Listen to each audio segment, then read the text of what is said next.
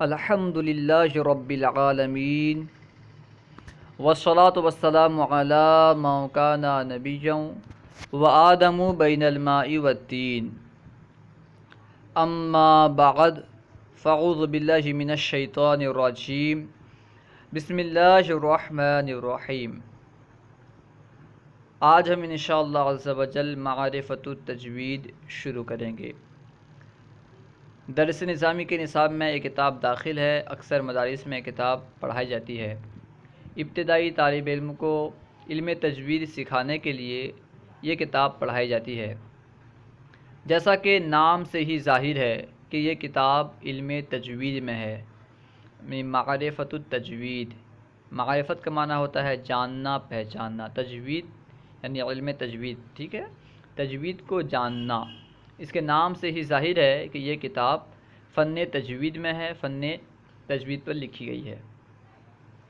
کسی بھی علم و فن کو شروع کرنے سے پہلے چند چیزوں کا جاننا ضروری ہے۔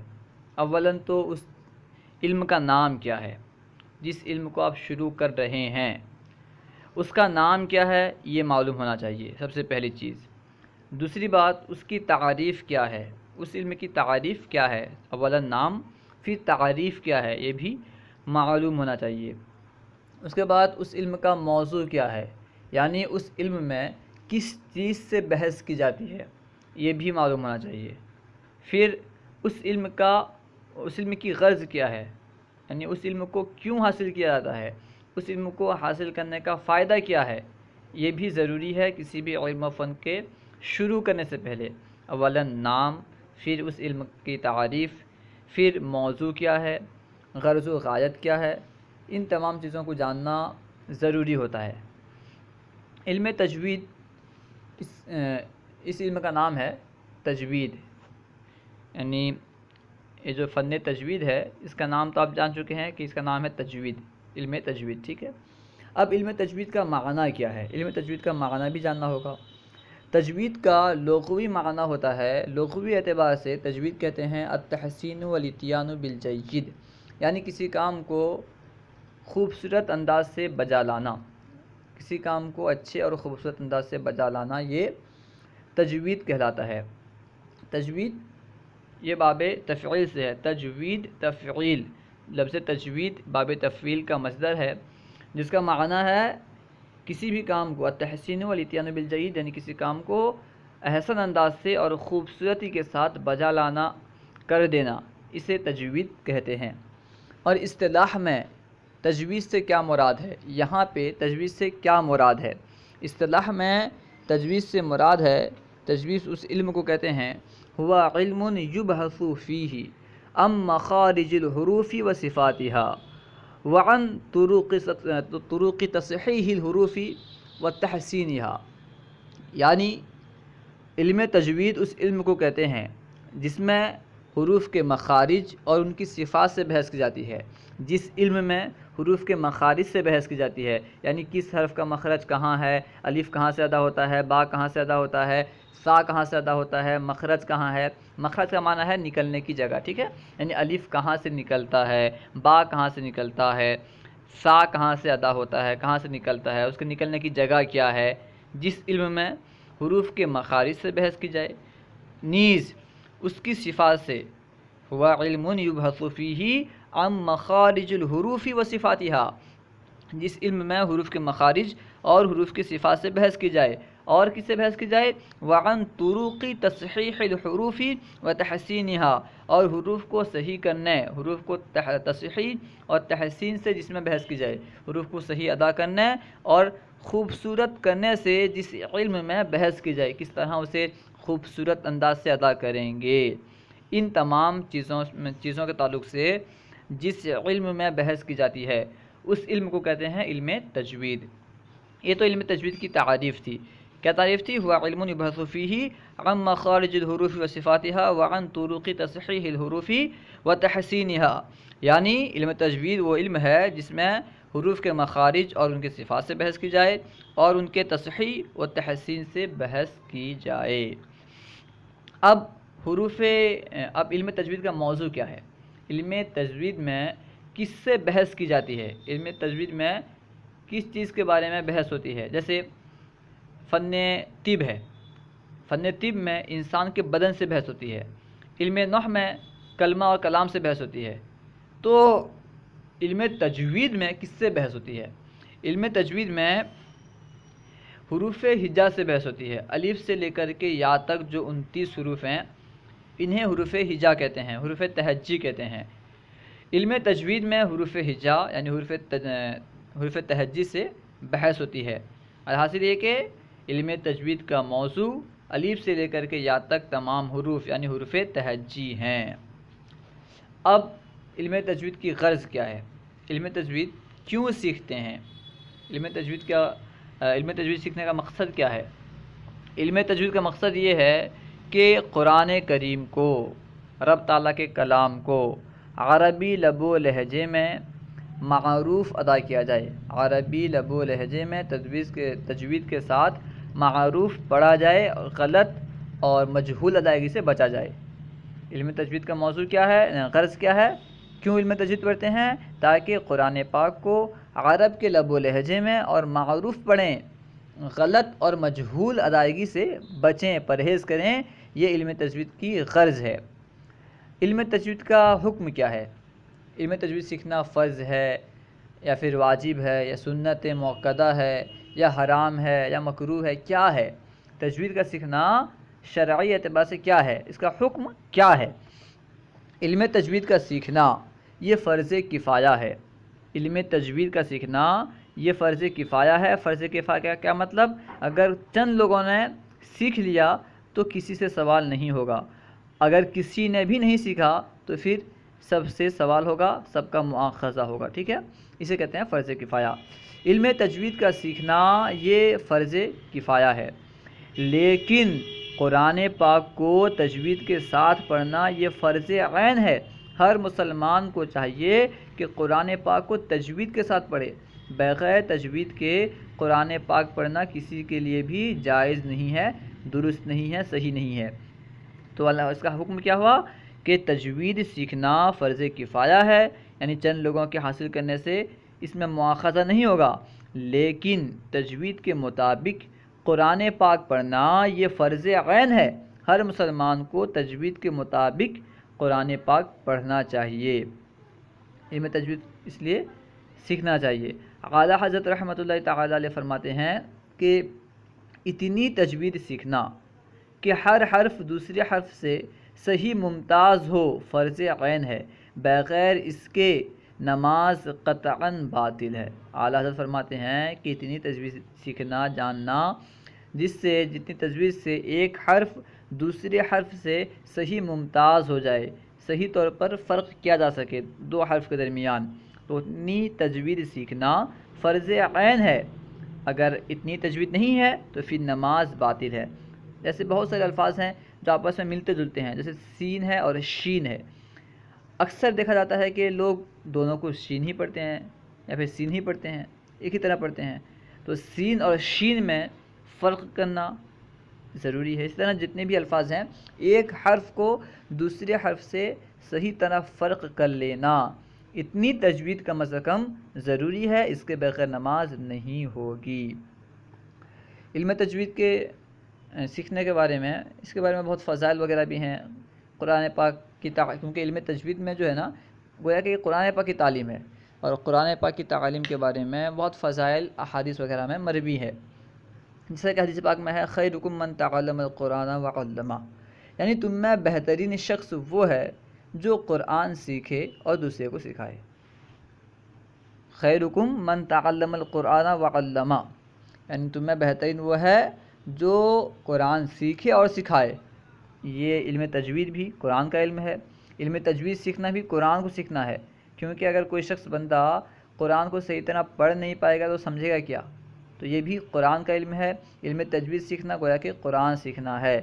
تو علم تجوید سیکھنے سے بھی ان پر یہ احادیث کا اطلاق کیا جا سکتا ہے جو علم تجوید سیکھتے ہیں، انہیں کہا جا سکتا ہے کہ حدیث کی روشنی میں یہ بہتر انسان ہے۔ خیرکم من تعلم القرآن وعلمہ۔ اسی طرح حدیث پاک میں ہے کہ افضل العبادتی قراءۃ القرآن، بہترین عبادت، سب سے افضل عبادت کیا ہے؟ قرآن پاک کی تلاوت ہے۔ افضل العبادتی قراءۃ القرآن، سب سے افضل عبادت قرآن کی تلاوت ہے۔ کس طرح قرآن کی تلاوت ہے؟ جس طرح قرآن کی تلاوت کرنے کا حق ہے، یعنی تجوید کے ساتھ، صحیح مخرج کے ساتھ، عربی لب و لہجے میں قرآن پاک کو ادا کرنا، یہ تمام عبادت سے بہتر ہے، تمام عبادت سے افضل ہے۔ لیکن اگر قرآن پاک کو تجوید کے ساتھ نہ پڑھا جائے بلکہ مجہول پڑھا جائے یا لحن کے ساتھ پڑھا جائے، غلطی کی جائے، تمیز ایک حرف کو دوسرے حرف سے ممتاز نہ کیا جائے، تو پھر اس میں ثواب نہیں ہوگا بلکہ گناہ ہوگا، معنی فاسد ہونے کی صورت میں گناہ ہونے کا اندیشہ ہے۔ اس طرح حدیث پاک میں، اور ایک حدیث پاک میں ہے کہ من قرأ من القرآن حرفا فلہ عشر حسنات، یعنی جو شخص قرآن سے ایک حرف پڑھے گا اس کے لیے 10 نیکیاں ہوں گی۔ من قرأ من القرآن حرفا لہ عشر حسنات، جو شخص قرآن سے ایک حرف پڑھتا ہے اس کے لیے 10 نیکیاں ہوتی ہیں۔ لیکن یہاں ایک حرف پڑھنے سے مراد کیا ہے؟ جس طرح پڑھنے کا حق ہے، جس طرح پڑھنا چاہیے اس طرح اگر پڑھے گا تو 10 نیکیاں ہیں، ورنہ 10 نیکیاں نہیں ہیں۔ اسی وجہ سے یعنی یہ کیسے معلوم چلا کہ صحیح طرح پڑھیں گے تبھی ثواب ملے گا ورنہ نہیں؟ اس لیے کہ خود حدیث پاک میں موجود ہے، رب قارئ للقرآن والقرآن یلعنہ، یعنی بہت سے قرآن پڑھنے والے ایسے ہیں جن پر قرآن لعنت کرتا ہے، جن پر قرآن ملامت کرتا ہے۔ رب قارئ للقرآن والقرآن یلعنہ، بہت سے قرآن پڑھنے والے ایسے ہیں جن پر قرآن لعنت کرتا ہے، لعنت بھیجتا ہے۔ اب اوپر ہم نے کیا پڑھا کہ قرآن کی تلاوت کرنا سب عبادتوں سے افضل ہے، تمام عبادتوں سے افضل قرآن کی تلاوت کرنا ہے۔ جو شخص قرآن میں سے ایک حرف پڑھے گا اس کو 10 نیکیاں ملیں گی، یہ بھی ہم نے پڑھا۔ تم میں سے بہتر وہ ہے جو قرآن سیکھے اور سکھائے۔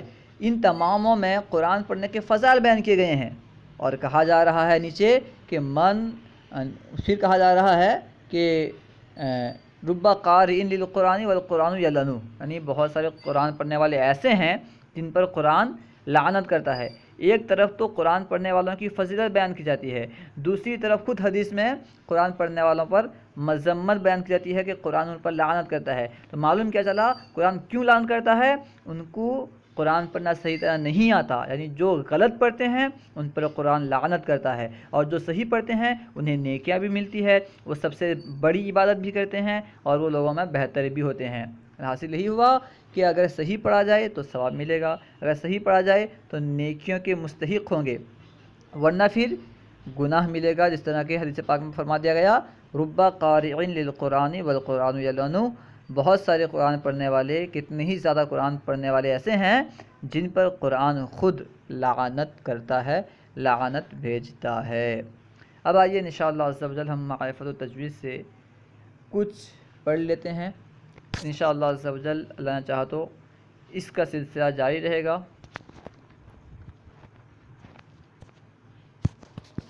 بسم اللہ الرحمن الرحیم، نحمدہ ونصلی علی رسولہ الکریم۔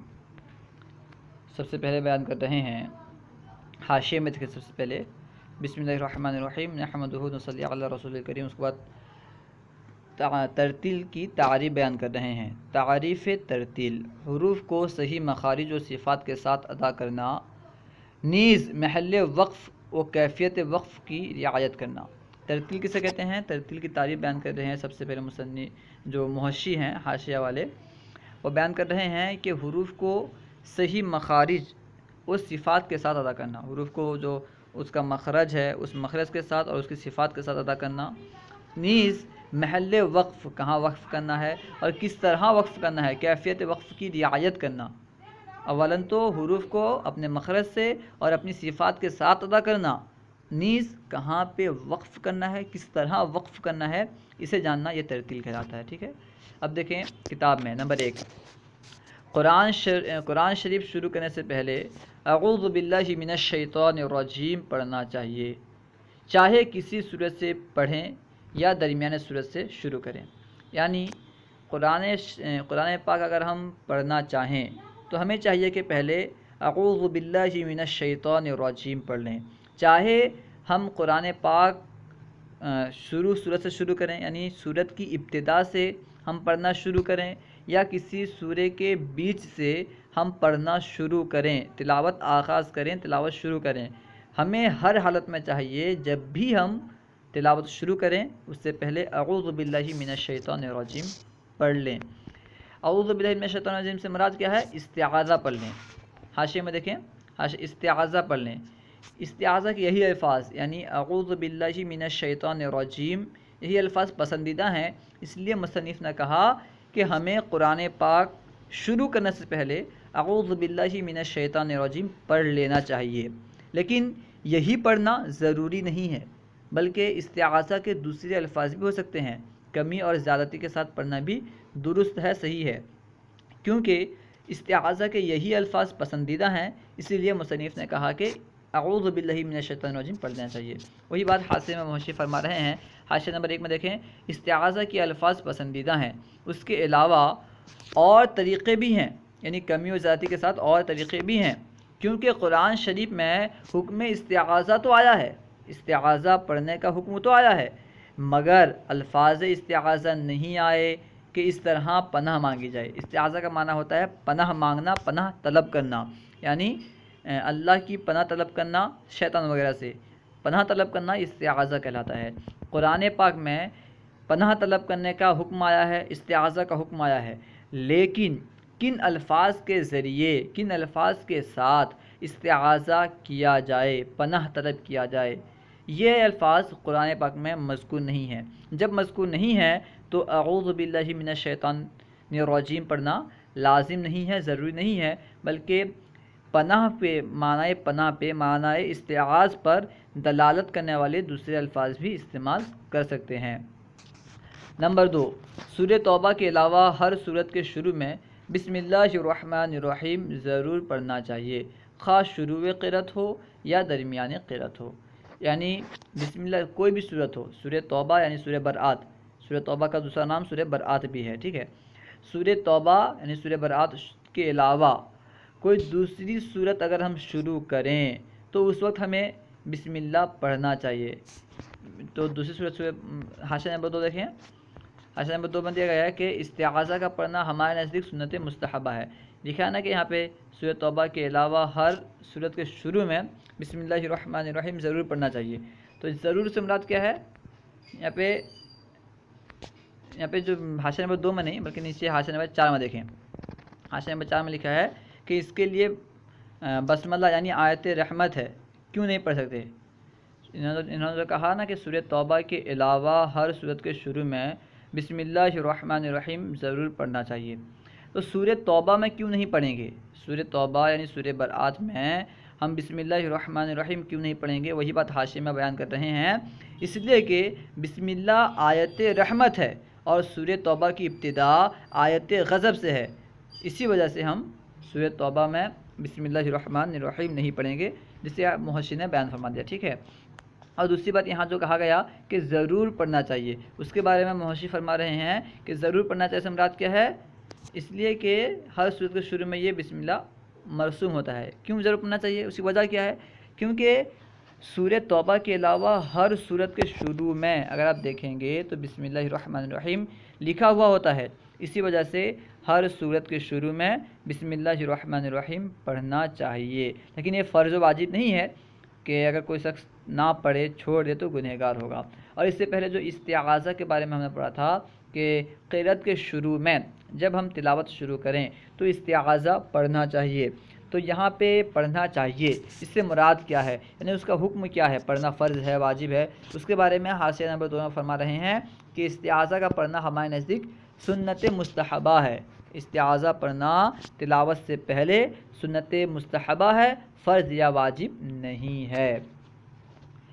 نمبر 3 حاشیہ نمبر 3 میں فرما رہے ہیں، جو کہا تھا نا کہ انہوں نے چاہے کسی صورت سے پہلے یا درمیان سے شروع کریں، یعنی ہم اگر تلاوت شروع کریں تو ہمیں چاہیے کہ ہم اعوذ باللہ من الشیطان الرجیم پڑھ لیں، چاہے ہم تلاوت درمیانے صورت سے شروع کریں یا ابتدائی صورت سے شروع کریں، ہر صورت میں ہمیں چاہیے کہ استعاذہ پڑھ لیں۔ اس کے بارے میں حاشیہ نمبر 3 میں فرما رہے ہیں کیونکہ استعاذہ کا محل ابتدائی قرأت ہے، صورت کا شروع ہو یا نہ ہو، کیونکہ محل استعاذہ، استعاذہ کا محل، استعاذہ کی جگہ کیا ہے؟ ابتدائی قیرت ہے، قیرت شروع کرنے کے وقت استعاذہ پڑھا جاتا ہے۔ اب یہ نہیں دیکھا جائے گا کہ قیرت کہاں سے شروع کر رہا ہے۔ قیرت اگر ابتدائی صورت سے ہو تب بھی استعاذہ پڑھنا ہے، قیرت اگر درمیانے صورت سے ہو تب بھی استعاذہ پڑھنا ہے۔ انشاءاللہ عز و جل آئندہ سبق میں اس کے آگے ہم پڑھیں گے۔ اگر کوئی بات آپ کو سمجھ میں نہ آئی ہو یا کوئی سوال کرنا چاہتے ہوں تو کمنٹ باکس میں سوال کریں، انشاءاللہ عز و جل آپ کو جواب مل جائے گا۔ ہمارے یوٹیوب چینل فیضان درس نظامی کو ضرور سبسکرائب کریں۔ اگر کہیں پہ آپ کو کوئی غلطی ملے تو ضرور اصلاح فرمائیں، اس لیے کہ تمام تر کوششوں کے بعد غلطی کا رہ جانا ایک فطری امر ہے، اس لیے اگر کہیں آپ کو کوئی غلطی ملے تو ضرور اصلاح فرمائیں۔ السلام علیکم ورحمۃ اللہ وبرکاتہ۔